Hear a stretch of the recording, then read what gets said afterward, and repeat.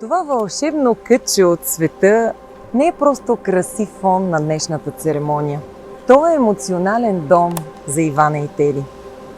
Място, което пази спомени за безброй солени усмивки, тихи вечери край брега на морето и спокойни утрини с усещане за безвремие, свобода и хармония.